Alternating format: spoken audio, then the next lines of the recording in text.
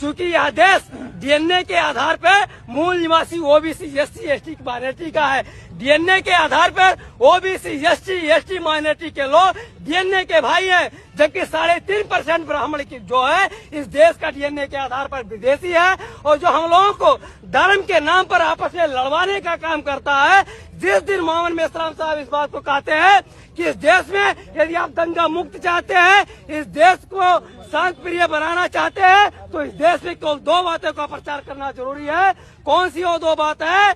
ये 2 ही बातें हैं, यही 2 समस्याओं का कारण है। पहला, ईवीएम को इस देश से बैन कराया जाए, और दूसरा, डीएनए के आधार पर ब्राह्मण विदेशी है, इस बात का प्रचार प्रसार किया जाए। यदि इस बात का प्रचार प्रसार होता है, ऐसा मोहम्मद मेश्राम साहब कहते हैं, यदि इस बात का प्रचार प्रसार होता है तो हम लोग ओबीसी एसटी एसटी के लोग माइनॉरिटी के जो भाई हैं, जो ब्लड के हम लोगों का ब्लड का रिलेशन है, हम लोग डीएनए के भाई हैं, हम लोगों के अंदर जो जागृति आएगी, हम लोगों का आगे की तैयारी है। इस तरीके से धार्मिक जो यहाँ उन्माद फैलाया जा रहा है, यदि ये नहीं बंद होगा तो फिर आगे की लड़ाई हम लोगों का संगठन के नेतृत्व में जानकारी पहुंच चुका है पूरे भारत में।